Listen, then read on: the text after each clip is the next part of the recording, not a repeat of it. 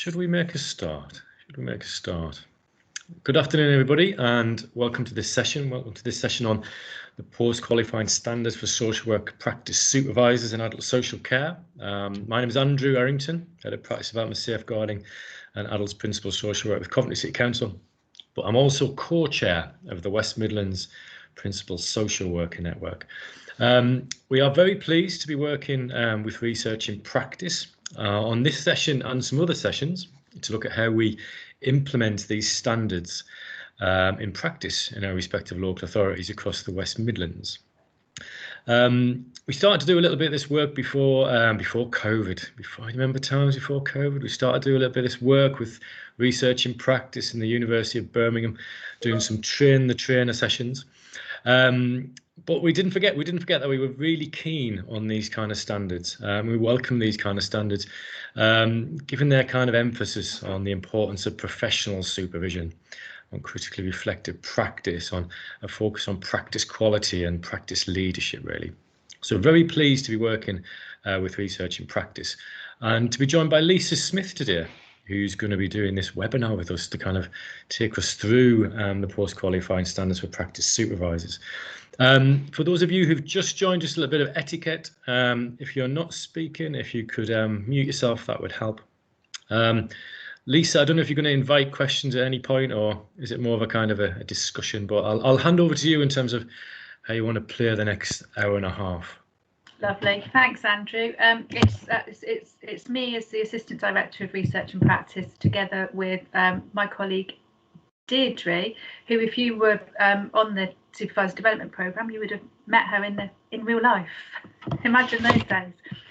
So what we've got today is this is very much a kind of a webinar format. We're going to use the chat a bit. So I've got some slides to show. We'll talk you through those, and this is very much dipping your toe into the water of the post-qualifying standards. So a bit of an overview of all 8, and then we're going to go into a bit more detail in a few. We'll have a look at what's on the Skills for Care website, and also then there's a website full jam-packed with resources to support supervisors, and we'll be able to show you as well that there is a link between the Skills for Care website that links across to that other second website as well. So we have begun to really try and bring those things together. So I will just share my slide deck. And I just in response to Andrew's comments, I'd just say that I'm really delighted to be working with West Midlands again. So very happy memories of meeting you all on the university campus a year ago. Right, just checking, can you see that? Not yet. Not yet. I can see it. Yeah, smashing, lovely. So we've introduced ourselves, and Andrew's already done a little bit of the etiquette there, in terms of, if you can keep your microphone on, off, mute yourselves, and it might be helpful to keep your camera off during the webinar, because sometimes what happens is that you pop up as the only person that people can see.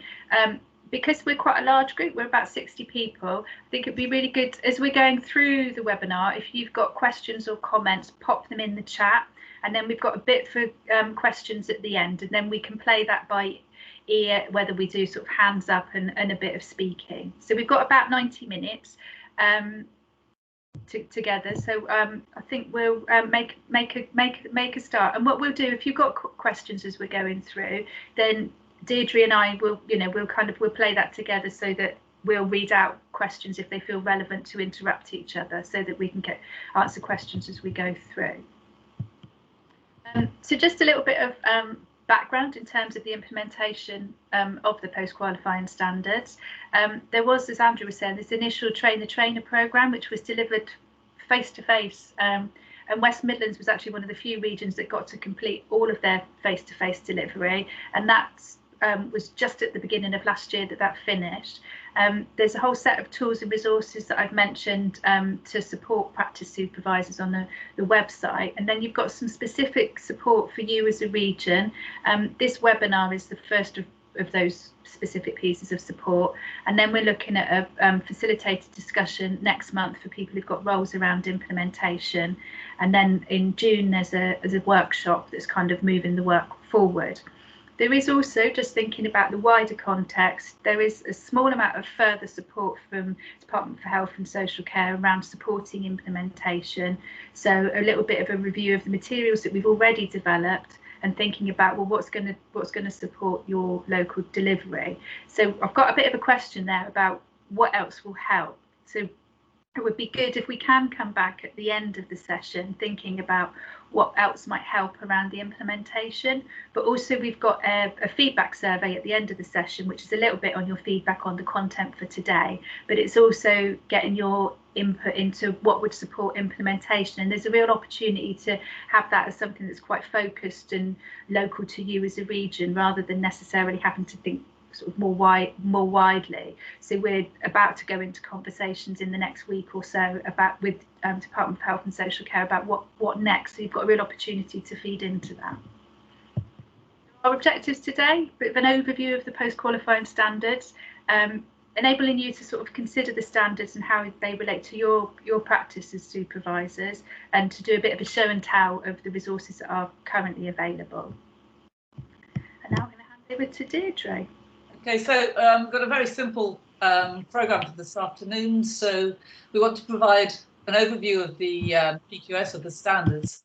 This will be an introduction for people who are less familiar with them, but hopefully if people are familiar with the standards, it will be a refresher, just a kind of reconnection with what each standard means. So we're going to kind of look at the 8 standards of the professional qualifying standards for supervisors. So but then link it to the latest intelligence and skills to care, and how they're kind of now updating their guidance and providing templates and going forward. And then we'll introduce you to the latest resources that we've got on the Research and Practice website to support the framework. And then we're very happy to take questions. There will be a couple of times within the hour-and-a-half session for you to offer, as we've already suggested, some sort of ideas and thoughts in the chat facility, and we can have a bit of a discussion through that medium. Okay, thanks very much, Lisa.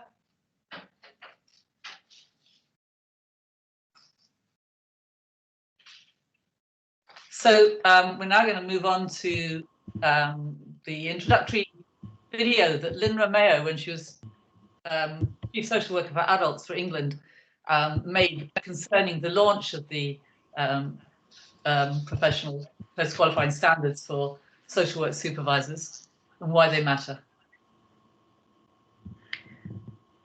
Thanks. Do let us know if you've got any problems accessing this film, because we can pop a link into the chat function. The post-qualifying standard for practice supervisors was developed because we know how crucial it is to have access to good quality professional supervision.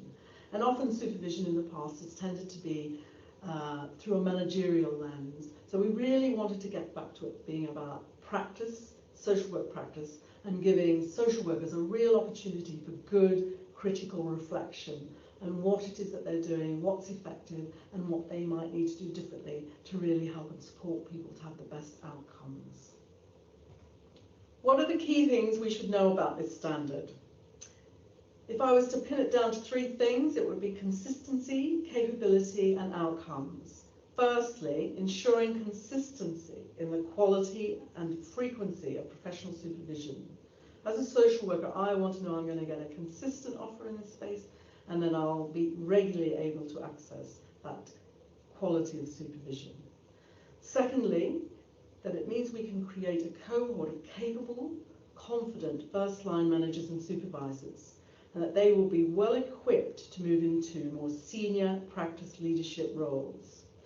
And finally, we really will be embedding a model of supervision which supports quality social work practice, and which then will ensure that we make a real difference to people's lives in achieving safer and better lives for everyone. So what is the intention as to how we should use the post-qualifying standards around supervision?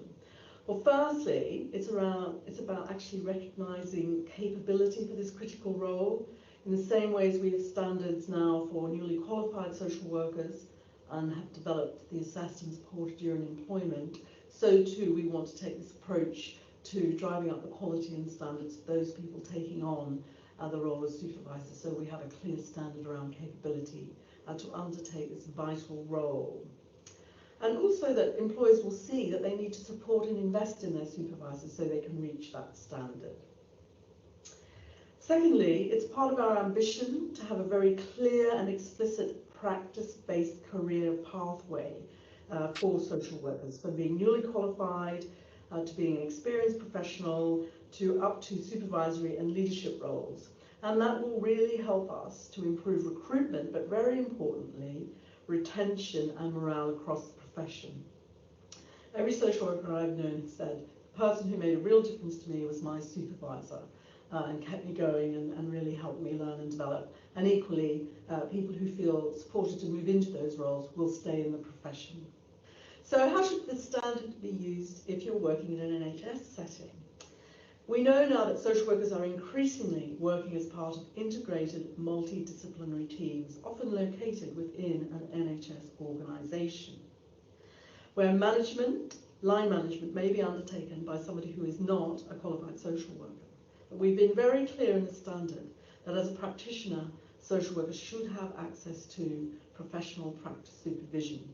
So this really sets that out, and it's really important that the principal social worker and the Director of Adult Social Services responsible for the social workers in those integrated settings ensures that that happens. Now, I appreciate in some areas that might be challenging, and we'll continue to work with social workers and managers and organisations to help us identify what support is needed and to ensure that the standards can be implemented effectively in those settings. So please do, through your experience of using the programme, share your experience and opportunities and where arrangements might be working well, but also what the obstacles and barriers are so that we can think with you about how we might overcome them. Okay, so just going back to how the standards were developed, who developed them. We know now that social work is at its best working with complexity and uncertainty, and it specialises in working in constantly changing circumstances, often with what are called wicked problems, for which there are no immediate answers. So thanks in no small measure to the advocacy of the chief social workers, the government recognises that the skills and values related to this ability are essential for contemporary practice. So who developed the post-qualifying standards, the PQS? In her time as chief social worker, Lynn Romeo has championed the development of career pathways for social work based on knowledge and skills frameworks for adults. As we know, these knowledge and skills statements, KSS, for working with older people, with carers, with people who have learning disabilities, are all underpinned by the PCF. In her annual report for 2016-17, Lynn made a commitment to develop and consult on a KSS for adult social work supervisors. The original draft of 9 statements was co-produced the following year by working groups of social work employers and representatives from higher education. Skills for Care also became involved in the development. Following consultation, the government published their response in 2018, together with the revised 8 standards that we are now discussing today.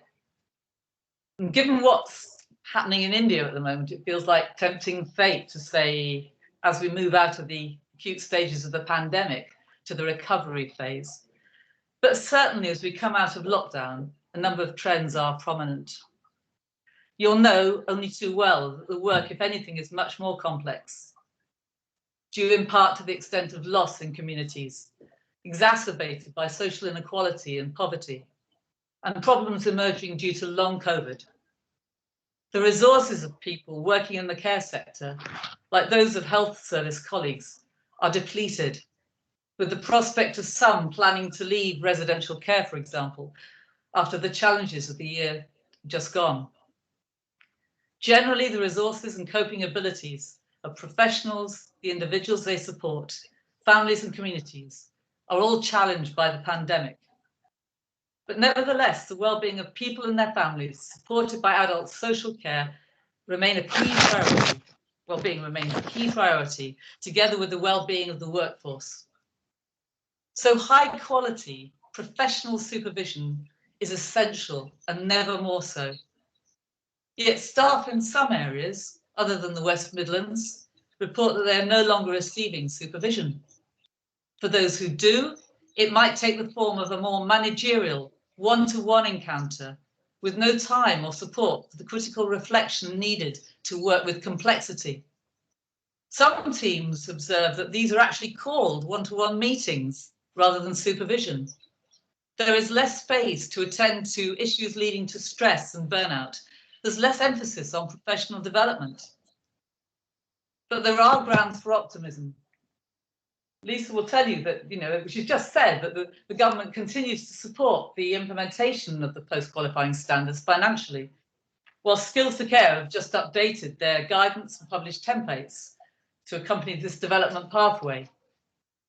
We're also delighted by the scale of the attendance today and the commitment of the West Midlands region to the PQS development pathway. We all need to continue to promote professional supervision and understand its role in determining good outcomes for the people you work with. It's vitally important, but we can't take it for granted. So Lisa, slide 7, please. Just use the chat facility perhaps for a moment to share your thoughts about these two questions. How do you explain social work supervision to people who aren't social workers? What do you wish other people knew about supervision? I'm thinking here about levels of management or about people working in health settings in multidisciplinary teams. What do you wish other people knew about social work supervision? Please share your thoughts.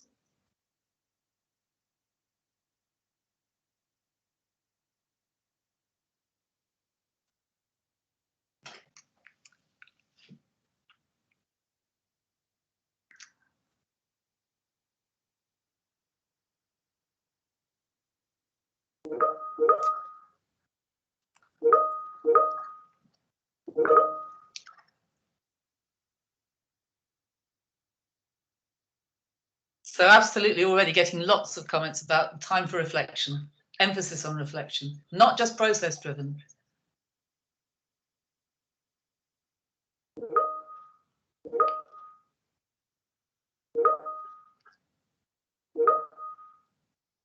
Wish others recognise the importance of critical reflection. And that was the distinction that Lynn Romeo made, wasn't it, between managerial supervision and critical reflective supervision.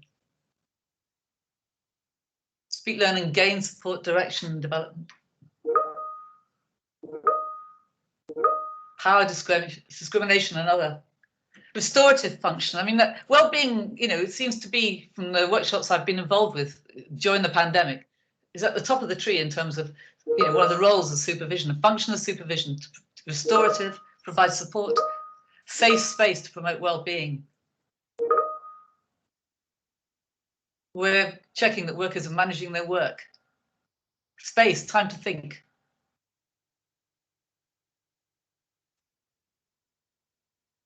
Supervision, it's one of those things that perhaps in our profession we take for granted until other people query it, and then you realise that this isn't how professional supervision is conducted in some settings or by other professions or other organisations, and then you just begin to realise just how skilled and how professional and how important and precious it is. An opportunity to reflect well-being. It's all about you. Chance to open that one to see what you're saying. Process for learning. And some teams I've spoken to, it's not widespread, but some teams will say there's just no opportunity for professional learning development at the moment because they're under such pressure. Beginning with ensuring that all their staff are vaccinated. To feel listened to and heard. Dealing with difficult cases, all of which, if you're listened to and you're heard, all of which reinforces your professional confidence. So thank you very much. I'm sorry I haven't kind of done justice to what you're recording, but you know, this is really, really important, precious observations about how valuable, how important supervision is. Time to pause. Listen to, and on behalf of the organisation, in order to keep confidence and morale up. Yeah, excellent, really good.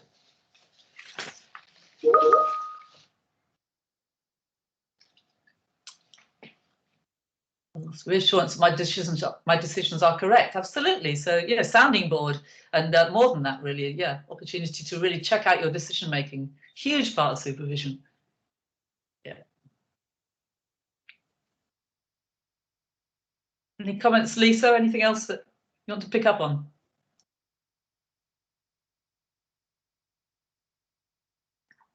But you're muted.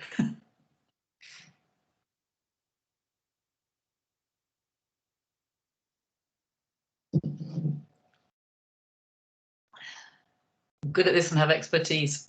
You're muted, Lisa. Any? You'd think I'd get the hang of this after a year, wouldn't you? Yeah. I was just reflecting that as we go through to think about the standards themselves, that that these kind of the creation for space for reflection and thinking about supporting people to feel confident in the decisions that they're making, they're absolutely embedded in those standards, and that's because Deirdre and I have been having sort of quite a few conversations about how enthusiastic we actually feel about these as a set of standards and how they really, really speak to practice, and the things that are coming up in the chat are really mirrored in that, so it's really heartening to see. So thank you for your observation. So can we move on to the next slide, please? Oh, hang on, I've recently come across a challenge at the term. What's this? What's that?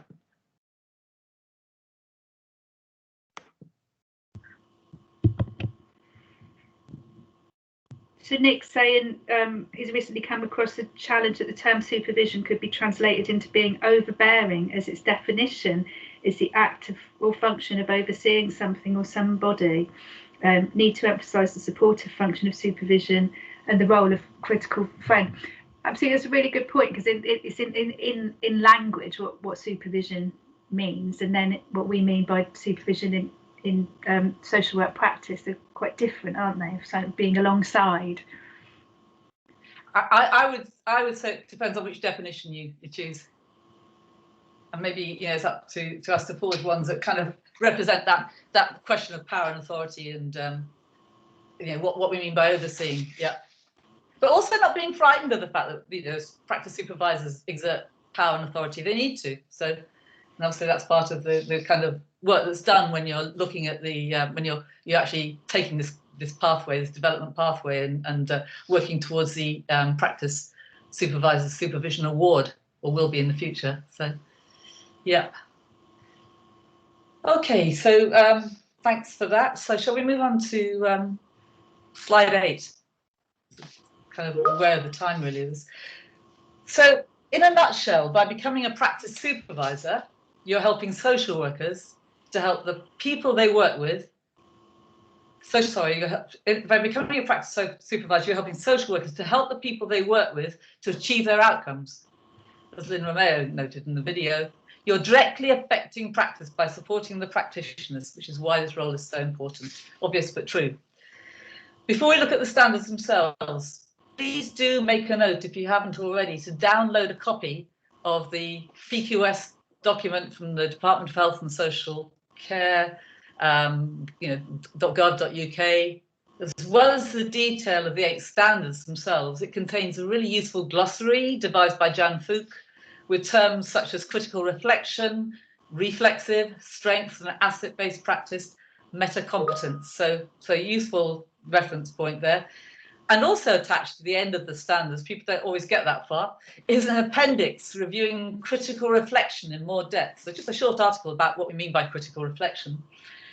And this rejoices my heart because it states clearly that the approach of the PQS is both reflective and relationship-based. So here is your mandate in that appendix. It's a real opportunity to reassert the social work and the values you believe in, why you trained in social work in the first place. Before we go any further with the actual standards themselves, you'll also have questions about how the PQS relate to other sets of standards, such as the KSS for adults, or BASWA's Code of Ethics, or International Federation of Social Workers, or the Practice Educator Professional Standards. So we're working to quite a range of professional standards now, and it's how to make sense and do justice to them all without being overwhelmed.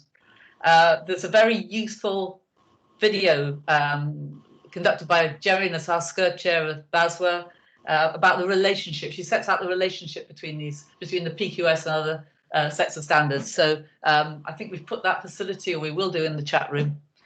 Just a link to it. It's on the Research and Practice website. Jerry Nasaska's video, along with it usually sits alongside the one we've just seen with Lynn Romeo. So if we just go through the headlines for each of the 8 standards, just to remind you what they are or to introduce you to them. We'll go through all 8, and then we'll kind of look at 2 or 3 in more depth, which are less evident by their title as to what they actually contain. But standard 1, values and ethics. Practice supervisors will demonstrate knowledge of and commitment to ethical principles and values, social justice, human rights, collective responsibility, and respect for diversities. So this standard is about the application of these principles by practice supervisors, who are themselves and should be critically reflective. The standard involves reflexivity, understanding themselves, what influence their own practice. Supervisors are required to recognise and address discrimination, disadvantage, and bias in all aspects of their role. They should model values and ethics and develop a collaborative approach to supervision with the supervisor. Standard 2, influencing and governing practice excellence within the organisation and community. This is about the context of practice and the supervisor's role in shaping and influencing it to promote practice excellence. We'll come back to this standard in a minute or two, together with standards 3 and 4. Standard 3, meanwhile, just the headline, developing confident and capable social workers, is really about the nuts and bolts of supervision. So a good knowledge base, the standards of professional practice, the practice supervisor's assessment skills in helping the social worker to develop their professional capabilities, finding the reliable evidence to support their assessments of social workers' capabilities, assisting the social worker's CPD, promoting a culture of learning. Standard 4, assuring good social work practice and development. This standard focuses on professionalism, the practice supervisor's own CPD and knowledge. It's about the balance between authoritative intervention, which we just touched on, and collaborative approaches to practice, with an emphasis on the perspectives of people who receive adult social care and their carers. So Lisa. Thank you. So a standard 5 is around promoting and supporting critical analysis and decision making, and that's really interesting, where a number of you have already sort of highlighted that supervision really supports that. So this idea in this standard around creating a culture of focused critical thinking and making reference again to that reflection and that reflexivity which we see in standard 1. So you'll see there is a theme running through them. It's thinking about how we recognise our conflicting hypotheses, how we kind of work through that and understanding different perspectives, and really recognising people as the experts in their own experience as well. And the standards looking at how we sort of apply different methods of critical reflection and how we promote critically reflective practice as supervisions. There's something I quite like in this standard, which is about encouraging social workers to be ambitious for the people who they're supporting, and actually then there's something as practice supervisors that needs to be mirrored, that practice supervisors are then ambitious for the social workers that they're supporting, so that we're mirroring all of those things as we go. And it talks as well about establishing good recording processes that show kind of full analysis of decisions being made. So that's standard 5. Standard 6 is around relationship-based practice in supervision, and there is a note on there that if you've already got your practice educator stage 2 or practice development educator, then you've actually met the requirements for this standard. So the standards themselves do try to then speak across other other existing frameworks as well.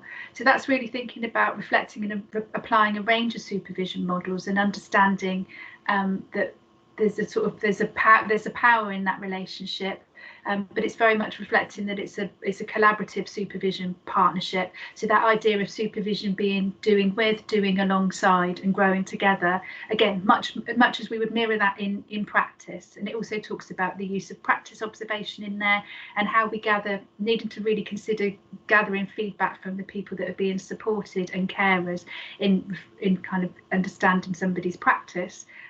And also regularly reviewing, and again, that regular review in our supervision relationship mirrors that we should be regularly reviewing our relationship with the people that we're supporting, and really thinking about the effect of emotion and stress on people in practice, and responding as supervisors empathically and compassionately. And I think, bearing in mind what Deirdre was saying as the pressures of the last year, that kind of really thinking about the sort of the emotional well-being of people working in practice it's always important, but maybe never more so. And this is also where it talks about responsive and restorative ways of working, and that we adapt our relationship according to who we're supporting. So high support, high challenge, and also adapting it to the situation.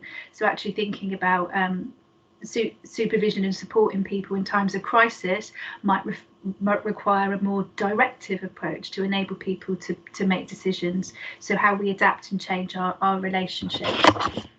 And then standard 7 is about effective use of power and authority, so that supervision is proportionate and ethical, and that we encourage people to work with people in a way that involves them and gives them choice and control. This standard also talks about the legal literacy of practice supervisors, and also our expertise and our comfort in exercising authority, and thinking about how we enable the people that we're supporting as practitioners to exercise their statutory authority. And also something particularly interesting in this standard is picking up the dynamics of relationships between different professionals, whether that's within the same professional group or when you're working in a multidisciplinary setting. And I think this standard particularly can enable us to think about how we articulate the value of social work, and how we can feel confident as social workers in those multidisciplinary settings, and that we create a culture that fosters debate and critique, and that we really think about that. And then the final standard is around performance management and improvement. And in the programme, when we've delivered this previously, and also we'll share with you some short films about each of the standards, we've kind of flipped the language a little bit, so that we're talking about supporting growth and development in practice, in improvement, because sometimes performance management, that use of that language can make us think that there's something to be fixed rather than thinking about something that can be grown, and so how we support and grow people's practice.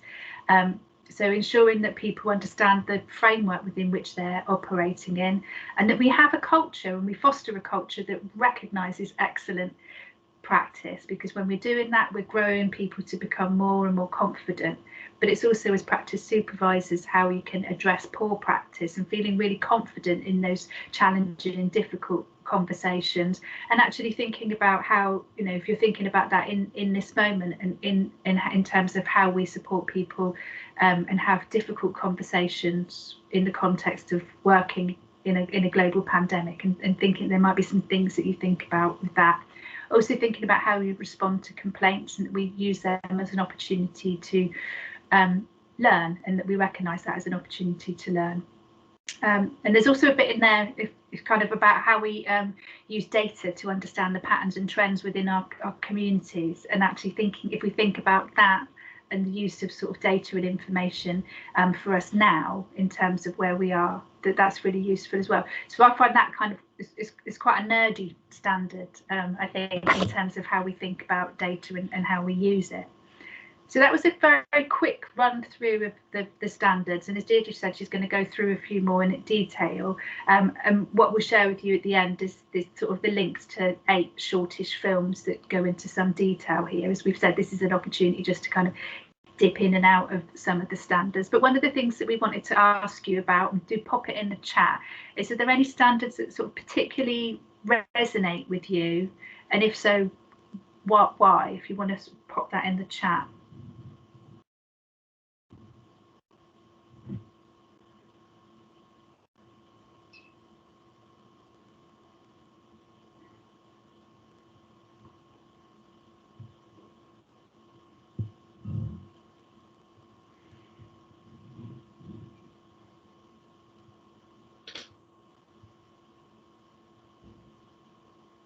So just while you're thinking about that, for me, relationship-based practice, there have been times in my career when it's just gone right off the agenda and people haven't spoken in those terms, and I'm so delighted that we talk about that now.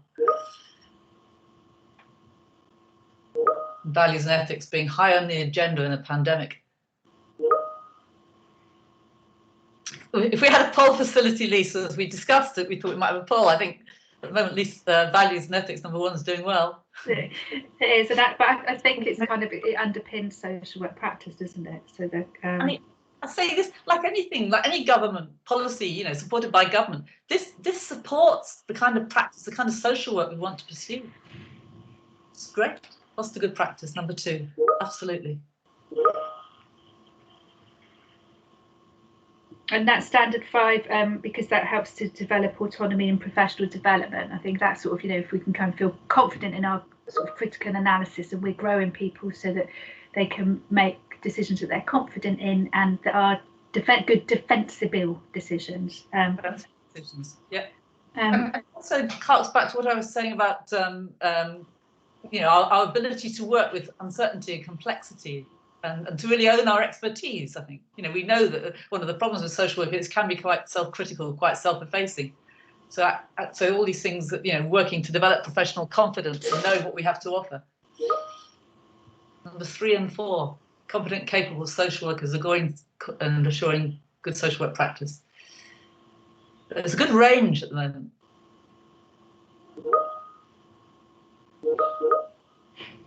Someone said the whole lot. Not quite. No, I haven't seen anything for 7 yet, or 8. I mean, I put in a plea for 7 because I think it's important, as I suggested earlier or hinted at, that 7, we need to recognise that we do exert power. You know, there's no getting away from it, and it is a very constructive, judicious sort of administering power in our role is really important. There are times when, as in practice, when perhaps social workers need more of a steer, more directive kind of supervision. As long as we, you know, demonstrate that sort of self-awareness and that reflexivity of how we're conducting ourselves and what kind of role we're occupying at that stage and why. So anyone who wants to support 7 with me, no? There's strong bids for 3 and 4, and thinking about how we develop people to feel confident and capable, and that we've that role around kind of supporting good social work practice and how we develop that. And someone's saying as well, the sort of 5 in terms of supporting people back to social work practice, that we're moving away from where we'd got to with things being quite sort of process driven. Yeah. Collaborative approach, yeah, absolutely. Yeah. 7, I agree. I feel we need to own it. Yeah, I mean, if you're a mental health worker and you're being supervised and you want to develop confidence within the multidisciplinary team and to have confidence, and you know, I always found I actually, when I was performing the role of approved mental health professional, I kind of got the respect of other professionals and wanted the support of the supervisor in that role. So, great, supporting staff when they have very difficult cases and how they, yeah, time they have to exert their authority. Yeah, exactly. As a kind of positive thing, provided all those other things are in place. Yeah. There's a really good point in, as Ian had said, he felt that all the standards were important, and somebody else kind of coming in and saying that actually the standards, they overlap and they interact, and when you get into the sort of the detail of the language in them, that's something that I've sort of, having come to know them well, that there's sort of a reoccurrence of certain bits of language, and you can hark back to the different standards and see how they fit together. Somebody else is saying that they naturally link well together. Yeah, I absolutely agree, and that is for comfort for people who are approaching the standards for the first time, and when they see the actual full documents, are quite daunted by the level of detail. and they might appear confusing, for that very reason, that the same sort of language is used in different sections. But as you get to know the standards, then you do indeed understand how they complement each other, how they overlap and reinforce, and how themes start to emerge, which we've already started to identify across the standards. So relationship-based supervision, practice supervision, is not just in relation to Standard 6, it features elsewhere. So, and also things like achieving the best outcomes of people, absolutely embedded in a lot of the standards, either implicitly or explicitly. So hopefully that would reassure people who are a bit overwhelmed by the the standards and how they might actually work towards them to ultimately gain the award for practice supervision and social work. Great to see them in that order. Yeah. Okay. So thanks for that. Shall we just move on then to the next slide if we can? Thank you. So just to remind you, as Lisa has said, that there are the videos on the Research and Practice website describing and explaining each standard in turn, and we'll post a link to those. In the main, though, the title of each standard tells you, if you're new to them, what the standard covers. So Standard 1, Values and Ethics, Standard 6, Relationship-Based Practice Supervision. They clearly indicate what to expect, but the titles of Standards 2, 3 and 4 are broader. So we just want to go over some of the sections in them in more detail to clarify what they represent. And be aware that the slides that we're offering now, these next 2 or 3 slides, simply offer the headlines for each section of the standard. It's quite hard to actually summarize standards sometimes, especially Standard 2, but we'll do our best. So I think when I first saw the standards, I found Standard 2 really daunting and overwhelming in the kind of levels of responsibility, kind of put on the shoulders of practice supervisors. It's certainly very ambitious. So if you read out, I won't do this for every single element of them, but 2.1, practice supervisors must be proactive in establishing and maintaining a position of influence within the organisation and across the wider health and social care community, and be recognised for their expertise and value-based practice. They should shape and influence an environment which facilitates excellent practice by setting high professional standards and motivating social workers to do the same. So you kind of thinking, my goodness me, kind of change the world, practice supervisors, along with everything else that they have to do. But until you remember that as an experienced practitioner, actually practice supervisors do fulfill these requirements as a matter of course and on a daily basis. Everything a practice supervisor does in that role is also itself a practice intervention that one removes, as we talked about earlier. So these things actually, maybe, just making the role more explicit, we're making practice itself more explicit in what it seeks to achieve and what it covers. So this first section is the practice supervisor's role in shaping and influencing the context, the environment for practice. And incidentally, it also shows a pattern. So when you're looking at each element within the standards like this, 2.1, 2.3, 2.2, whatever, you'll see how they're written. The requirement is clearly stated. For example, practice supervisors must be proactive in establishing and maintaining a position of influence. So that's a requirement. And then the guidance on how to achieve it follows by setting high professional standards and motivating social workers to do the same. So that's the kind of pattern for each of these elements within the standards. So section 2.2, practice supervisors will support social workers, and this word that Lisa picked up on, be ambitious for people by promoting reflective, curious and inquisitive practice. There's some great phrases there. Supporting social workers to be ambitious, promoting curious and inquisitive practice.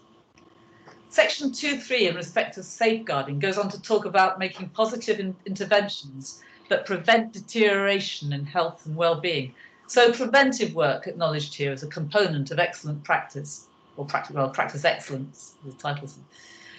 And the theme of leadership is evident throughout the standards and stated in 2.4, leading by example. Also in 2.4, and among the qualities practice supervisors should demonstrate and promote is resilience. And Research and Practice has got plenty of tools about that. So, can we have slide 10, please? Thank you. So So this whistle-stop tour hopefully will, if you're new to the standards, will whet your appetite for this PQS development pathway. And Lisa will review shortly that there are plenty of resources for you to investigate and become familiar with these standards in more depth. So standard 3, developing confident and capable social workers. 3.1 talks about the importance of practice frameworks, the practice supervisor's knowledge of values, theory, research, methods of intervention, especially strengths and asset-based approaches and legislation. 3.2 refers to professional capabilities, other sets of standards. 3.3 and 3.4 consider the practice supervisor's skills in undertaking holistic assessments of the social worker's professional capability, ensuring that the evidence of practice they present is valid, reliable, and objective. And I'm sure as I'm talking, you're already cross-referencing to the other standards, such as 7, as we've already suggested, effective use of power and authority, how it might complement this standard. 3.5, practice supervisors should promote continuous professional development through critical reflection in the supervision process, co-constructing a professional development plan with the social worker. They should apply learning theory to understand when their role is to teach, when it is to mentor, and when it is to coach. Developing a culture of learning and improvement, finally, in 3.6, takes us back to standard 2, the context of practice excellence and how practice supervisors can shape it. And you know, what power you have in that role to actually affect the culture in teams and organizations to promote learning. And when that works well, it's really exciting, really positive. So, and then finally, standard 4, Lisa, can we just see what that contains in detail? Next slide. Standard 4, assuring good social work practice and development. Practice supervisors should consistently and confidently, the other way around, model professionalism and high standards of social work practice. So this includes attending to their own professional development, ensuring their own knowledge is current, and developing systems for the dissemination of their knowledge and skills. 4.2, practice supervisors should ensure that the person-centered approach of social workers is respectful and empowering, with actions proportionate to identified risk. Practice supervisors should model and ensure a personalised approach to safeguarding. As with others, much of Standard 4 anticipates the next Standard 5 concerning critical analysis. So within 4, practice supervisors should use an explorative, questioning style to uncover assumptions and analyse judgments, to clarify the focus of the practitioner's work, to identify what changes the social worker needs to make in their approach, whether to be more reflective or more active. Skilled professional social work supervision. Another theme of the standards overall is prominent here in 4.3, that of co-production with the people supported by adult social care and their carers. So ensuring that their individual perspectives are sought, listened to, and understood. So this is kind of a longer overview of those 3 standards, just to hopefully clarify what they seek to cover as well. Lisa. Just before we move on to sort of think about the skills for care, are there any sort of thoughts or reflections that people want to pop in the chat on that standard 2, 3 or 4, having had a bit more of a look into those? So I'll just give you the opportunity to pop any thoughts or reflections in the chat.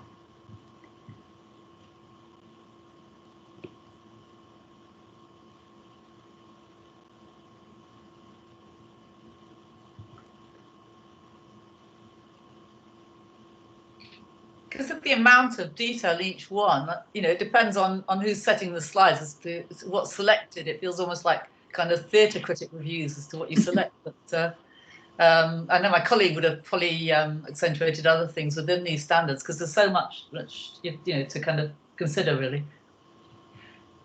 Yeah, and you'll notice that when we show you the links to the smaller films, is there's slightly different focus in each of them. But we're hoping that this kind of shows you that there is a real kind of narrative through the standards and a real linkage for them. So I haven't seen anything in the chat. I can guarantee when I move on to the next slide, something will appear. That's all right. We'll come back to it if it does. So we just wanted to give a bit of an overview around the work of Skills for Care in, here we go, I knew that would happen. I wonder whether the network here can share what training resources they use to help supervisors learn these skills. Do you have in-house programs that you could share? And that might be something for you as a kind of a group to come together and think about, because what I'll show you towards the end of the session is some tools and resources that will kind of help to pick up some of these areas of practice. And then our next piece of work with the region is to think about what's going to support implementation. So thinking about the sort of what a local learning offer might look like, we kind of very much feed into that. Does anybody want to come in on that sort of question around training resources that are already in existence, or should we pick it up, or we can pick it up later, but also in these subsequent sessions as well?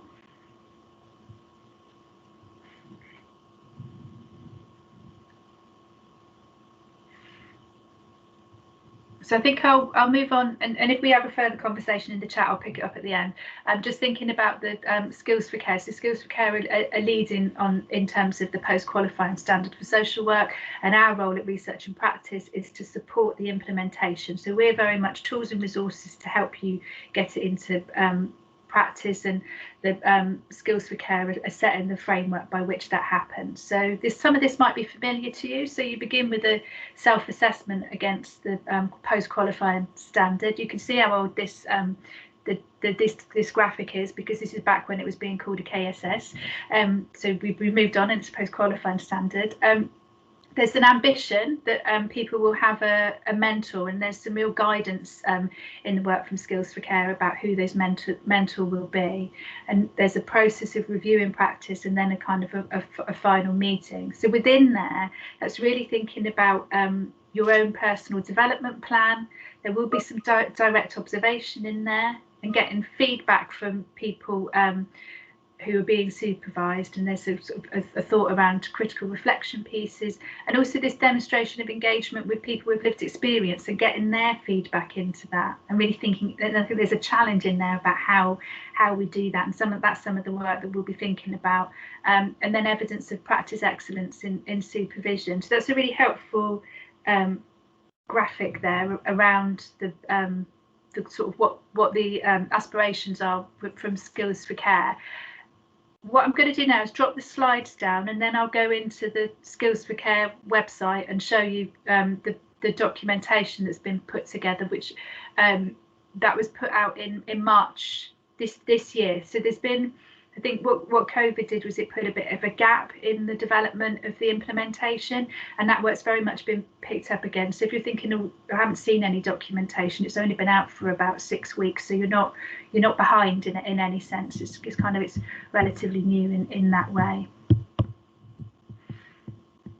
While Liz is just doing that, I'll just repeat again what she said, that this slide talks about the PQS as a KSS.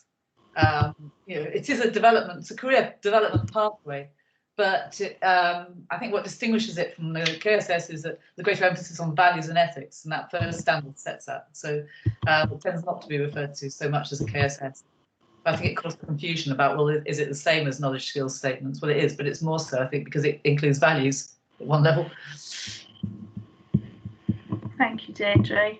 So I'm hoping that what you can see now is this, and we'll pop these links in the chat, and we'll send the slides out after with the links, so you've got all of this. So this is kind of where you come to, which talks about the post-qualifying standards. And there's a bit of a quote there from Fran Ledra, who's sort of picked up this area of work in her role as interim chief social worker, and then expecting Lynn Romeo back in the next couple of months, so she'll pick up this work again. So you have this a portfolio where you can have a look at your self-assessment against the 8 outcome statements, and some initial formative work, and then you get this midpoint review, and then you have your end point review. So I won't kind of show you the there. There's also a guidance document in there that kind of really talks you through it. There's a huge amount of information there, so I'd really kind of recommend that you have a look at that. And then some of the questions for local areas that we've been working with is about, well, how do you identify your mentors and how do the mentors get supported? So one of our next stages, if you like, in terms of supporting the implementation of the PQS is some resources to support those mentors and those decisions around how we kind of allocate mentors and those relationships as well. But what Skills for Care have also done is that we've worked with them. So and I'll show you the Adults PQS website in a moment, but when you're thinking about things that might support observation or supervisor development, thinking about how we gather feedback or critical reflection, that these links should then, I get a bit anxious doing this type of thing live as to whether it will actually automatically link you through, but it looks like it's going to work. So thinking about I'll take you to the film section because there's films there that will support sort of observation and our reflections as well in terms of practice and seeing the supervision practice of others. So what we've tried to do with Skills for Care is to do a real good link up so that you're only going to one place and then you can kind of come across to this other PQS website and look, it worked. So this website that you can see now is the it's full of resources to support supervisors. It was developed at the end of the programme, as it was in January last year, and what it's got in it, I'll take you to the beginning of it. So that would tell you about the programme itself that we had run. And then if you want to see the film that we showed you with Lynn Romeo talking about the practice, the post-qualifying standards, you'll find that there. Then also this film from Jerry Nasoska, which is talking about how all of those standards fit together, and having, when we were delivering the Train the Trainer programme in each of the regions, this was one of the standout things for all of the delegates, was that this film kind of distills some of that complexity for you. So I'd really recommend that you have a look at that film in terms of sort of understanding the interrelationship between all of those different things. There are a large number of tools to support supervisors. There's 47, and then they're divided into sections. So we've got identity, power, values and ethics, tools to support reflection, supporting resilience, and gathering feedback, thinking about how we gather feedback from people, developing practice and audit, and how we build that supervision relationship and organisation and recording. So I'll just show you, because sometimes it's just nice to see what you're doing. So obviously you click in there and then you'll see a little explanation of each of the tools, and then you download them as a set. At the moment, they're not interactive PDFs, but we're just finishing off getting them as interactive PDFs, which means that then you can download them and write into them rather than needing to download them and to print off, as it were. And that's coming very shortly. You think you've already said, but they're all open access, which is really helpful. Yeah. And then we've got a set of films that were made by colleagues in Camden. So it was Shabnam Martin and our colleague Sally, and looking at sort of different ways that people are using supervision. So but they come with a set of reflective questions. So this first film is somebody that's been sort of quite process driven in setting an agenda and thinking about that, and then there's resources thinking of films about how we give feedback, and also when you're giving feedback and it's met with quite a bit of resistance. So I'd kind of highly recommend them. They're quite short. You'll see, like, this film's only it's 4 minutes. I think they've approached it with a sense of lightheartedness as well, actually. So some of them are quite funny, but they're nice sort of reflections. I know I looked at one and I thought, oh, that's some of what I do in there. Were you going to say something, Deirdre? I was going to say they're funny and they're excruciating because they can kind of they've role played, you know, poorer practice really well, and they are, you know, really fine practitioners themselves. But so they put their kind of careers on the line, I think, and they've done a really good job. So yeah, they're excellent, really excellent. So I'd really recommend you have a look at those. And then it feels like it must have been this time last year, we put together a set of resources to think about supervision and social care practice in the context of the pandemic itself. So some of that was about thinking about context and responding to the pandemic itself. So thinking about there's a blog there that Deirdre and Jerry had written about sort of supervision for social work in the context of disasters, and a film from Jerry as well, thinking about that supervision in this context. We brought from some of the international work as well, thinking about work in New Zealand, and also thinking about trauma-informed work, and also strategies around reducing stress. And I think some of this, we're not necessarily in the acute phase of the pandemic, but in terms of capacity issues within organisations and the kind of the fallout, if you like, of the last 12 months, they feel really still quite relevant in that way. And then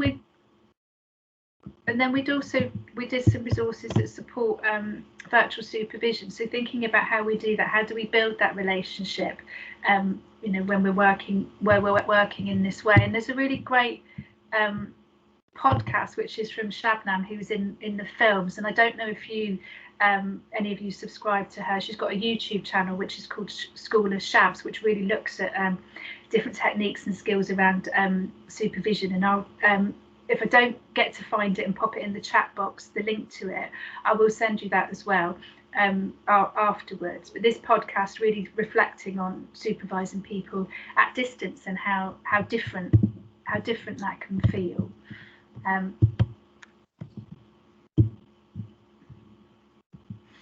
And then some sort of specific resources enabling sort of thinking about how we contain anxiety and we sort of build individual strengths.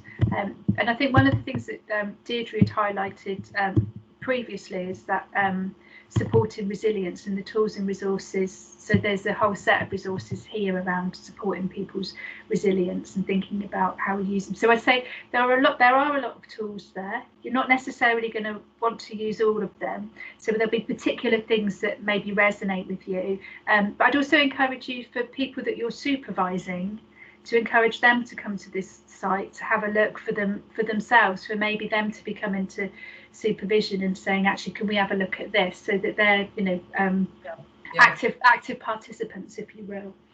Because one of the things that people have found is this wealth of information, you know, not least all the guidance you've had under the pandemic, all the guidance around COVID and just the wealth of information that you have to manage now. And it could be, you know, we're in danger of, again, overwhelming you. But what we found is through your networks, people have been able to recommend specific tools, or they've found strategies for managing all this material to enable them to use it kind of productively, rather than just thinking, where do I start?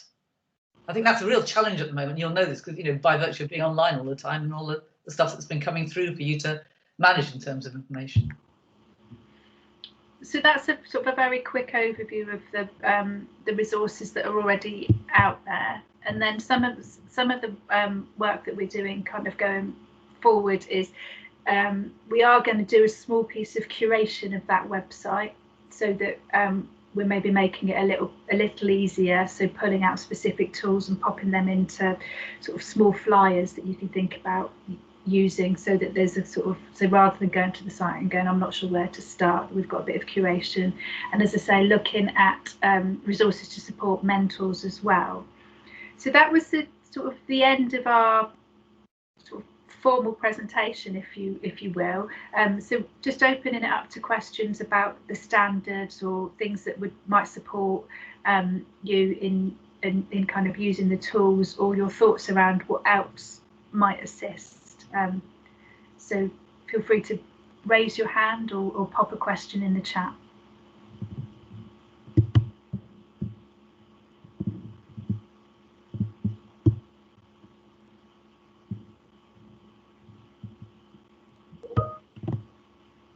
Thank you, RM.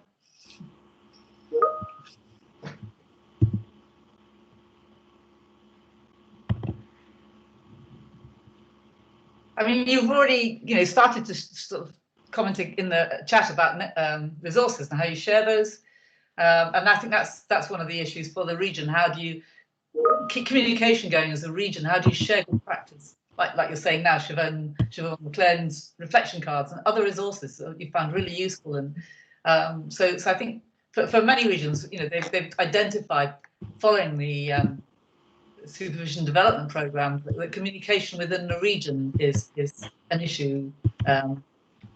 Maintain that learning organisation, the community of practice, if you like. I'm going to pop in the chat.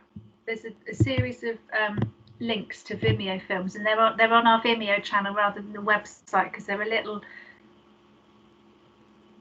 They need a little bit of further work. What we want to do is to refilm them and to refilm those small films that are looking at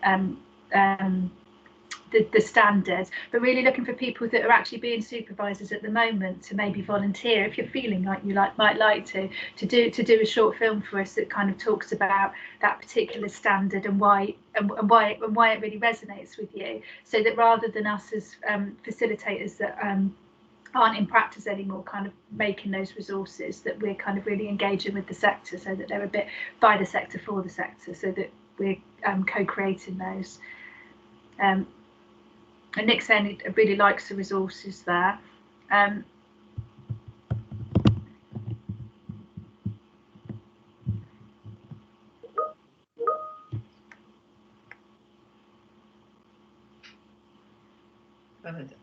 Another result other than just me talking to the supervisors helps.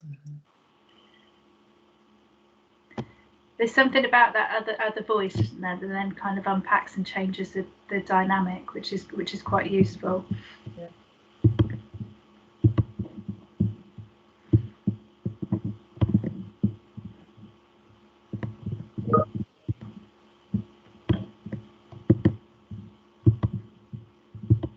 I mean, helps make supervision more active. Yeah, exactly. So lots and lots of strategies and tools that really bring it alive and make it more interesting and dynamic.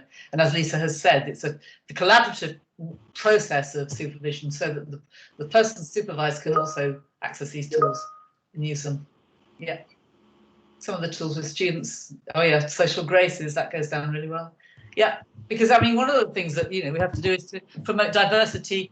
As a practice supervisor, you're helping to develop the next workforce. You're helping to promote leadership within social workers and to encourage them to in turn become practice supervisors and go into management. And then as a part of that role, it's about promoting diversity. So something like the social graces exercise as well, good with the individuals concerned, but also to help us all think about how we can achieve that, how we can promote diversity. Thanks, Ian.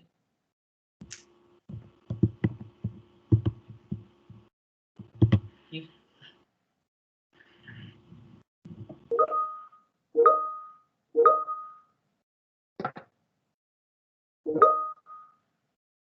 Implemented the development course, it highlighted development need to support supervisors within our authority. Yeah. Discussions interactive.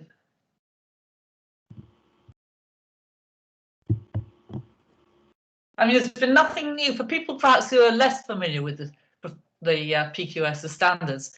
There's nothing new in this, really, is it? I mean, it's all components, as you said earlier, of good practice in social work. So it should be really familiar and encouraging that it's found its way into these standards and that it's supported by the government and organisations like Skills for Care. So it should be all familiar to us. It's how we put it forward to develop our role as practice supervisors.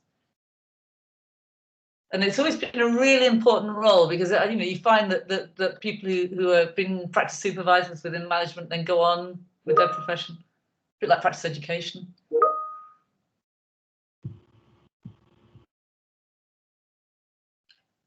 Does anyone got any comments about the way forward for the region that might be helpful to the PSW network?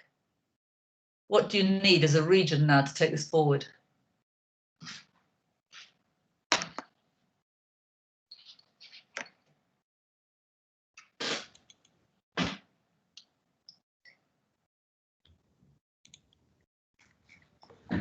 Because we have got some follow-up sessions, haven't we, Lisa? One in May with a group of kind of people who might be leading on the implementation in respective local authorities, and a further one in June where we might get into some implementation kind of deal. So be really keen to kind of to hear from people how we might kind of implement these kind of standards locally and kind of regionally. We might have a cheeky little evaluation where we might try and get under the skin of that, Lisa, as well. I think are we gonna an evaluation of the session, but an evaluation which tries to kind of get a little baseline in terms of where we're at, so we can use that to inform the sessions. You're a step ahead of me. Yeah. So there's just in the chat box there, you'll see I've popped a smart survey. If you can do that, there's a bit that's kind of the evaluation of the session, so we get a bit of a feedback on that.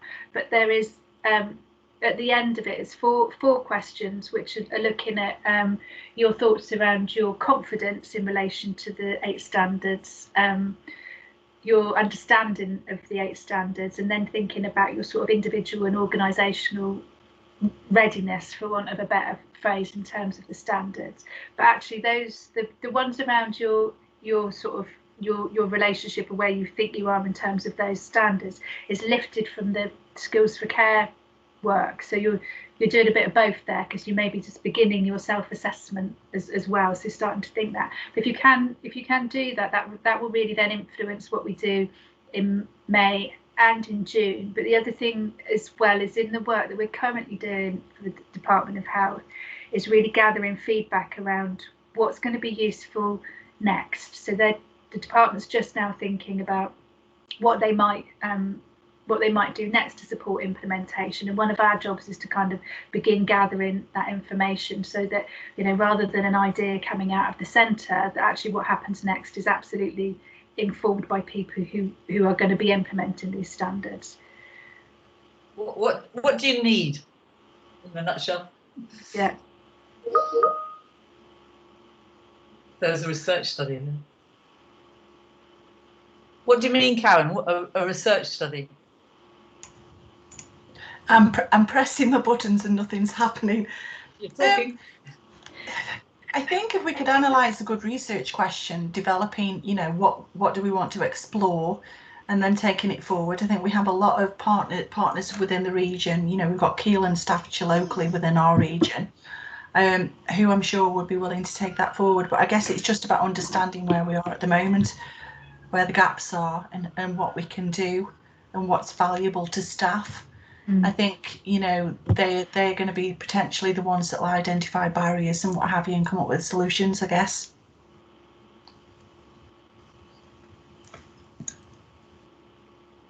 That's interesting. Implementation of the standards be reflected in the CQC standards. That's a cross. That's an interesting one. That's good. I'll take that back. Yeah, great. Who knows, Nick? Who knows? But it's there. It's a post-qualifying standard, isn't it? Yeah. So it's there. So if you're an inspector and you're kind of looking at the quality of kind of practice, you're going to refer to the kind of the evidence and the standards that exist. Unless you've heard something, Nick. Have you heard something? No, I've not heard anything. But I mean, for me, the adoption and implementation of these standards are key for adult social care and provider organisations, whether it be NHS or local authorities. So, you know, for me, any inspection, it's got to be, if it's ticking a box, it's not an inspection, is it? So, you know, evidencing that these are being implemented is concrete evidence that you know that things are being taken seriously, for want of a better word. The other thing I've popped in there, and I hate to say this because I don't like forms are very powerful things. The way we capture the both in practice we've known for, you know, I know people have heard me say this before, the NHS and Community Care Act, and I've put it in the chat, has led to process driven practice, and a lot of that's to do with box filling on boxy forms that drive practice that isn't always the best. So, and I know it's something we've looked at locally, because we have got you know, pro formas to be used in supervision, because I think you have to have pro formas across an organisation to get some parity. So if anybody's got any examples out there of pro formas that because ours don't support this at the minute, we know they don't, and it's something that that we're looking at. But yeah, if anybody's got any good examples that can be shared, we'd welcome that. And some of that might be involved in the kind of implementation work, because we'd have to kind of reflect on our current kind of policies and guidance and kind of documentation, like Karen says in the chat, to kind of make sure they align with what's required in terms of the post-qualifying standards. So yeah. And that's a piece as well that we can do, you know, working with all of the regions in terms of gathering some of that, you know, what good practice there is, and trying to create a space so that people can share that. My ideal would be that on that adults PQS site that we're able to upload, you know, good examples, so that, you know, when you're thinking in your organisations, or we want to look at that, you can go and find what somebody else has already done. That would be so helpful, because when you're talking, I'm thinking of a pro forma that someone offered from Paynton, from Torbay and Paynton, in one of our workshops. You know, they've developed a pro forma, as you will have done in the region as well, so in the West Midlands. So, but yeah, something where it's on the Research and Practice website would be great. A lot of really good practice going on in individual teams.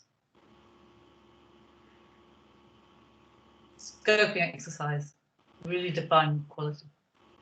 That's a really great point, Karen. And one of the pieces that we're doing currently for the Department of Health is to look at some of the, as we've gone around the regions, is people saying, you know, well, actually, what does quality look like? What does a quality framework look like? So one of the things we're thinking about is putting together a kind of a quality framework there. Amardeep, you've got your hand up. Thank you, Lisa. I just wanted to say, as part of the the PSW network looking, we did pull regional examples together. So if anybody's interested, I have got some good examples from across the region of supervision templates, those lovely forms, and policies and supervision agreements as well. Great, that's fantastic. Because for some people, when they're starting out, you know, even if it just needs someone to sort of need a steer really, and to see, you know, what other people have achieved. So yeah, and then to have that, because Linda Mayer starts off in a video talking about the need for consistency in the standards of supervision. So things like using the same forms across the region might be a way to achieve that consistency in terms of standards. There's a good point in the chat from Anne, who said, would it be a good idea to look at the 8 standards within the PDR and how these have been met? So within kind of appraisal processes? Yeah, absolutely. So if I'm undertaking an appraisal from a registered social worker, so yeah, you'd expect to see reference to Social Work England, you'd expect to see reference to the post-qualifying standards, really. You know, appraisal is not just a managerial thing, it's about professionalism within it as well. So that's a really good point. That's another thing we need to look at as well. Yeah, good. Yeah. There's some really good ideas coming through for you as a peer review, as a region, and it might be that we take some of this as we're planning for that next May session and think about some themes within that. There's a fantastic question there about are there any plans to integrate the PCF and the KSS standards more? I think the short answer to that is no. One of the things that we're looking at doing, so Jerry did that film, which is probably 18 months old, which it is really helpful if you can have a look at that in terms of seeing the relationship between the two. But she's going to do a kind of a sequel, if you like, that kind of reflects on where we are. But it is kind of it's quite helpful in that sense, because she very clearly articulates the relationship between the PCF as that sort of overarching, and then the KSS kind of sitting within that in a way that I can't. So to do watch the film, and we'll make sure we send the links to you on that. and it is challenging, but there are ways through that. But if that sort of, it's a 5 minutes of your life that will be very well spent having a look at that film on the website. And then somebody saying it as well, they're sort of thinking about how the you use the audits and how the standards can kind of really support that. So I think, are there any more thoughts or reflections before we questions? Any questions? Yeah.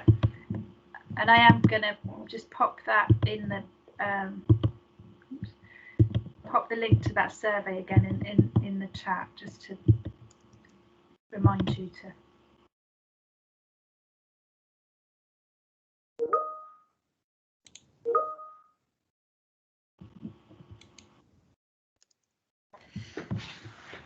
We might well be able to email it out to everybody, just for kind of completeness. That'd be great, Andrew. Yeah, that'd be great. So what I'll do is I'll send the various links as well, so that and a copy of the slides. I will take the Lynn film out of the slides and just put the link in, otherwise we won't be able to send it. Okay. Not seeing any more questions or queries in the chat. Right. Okay.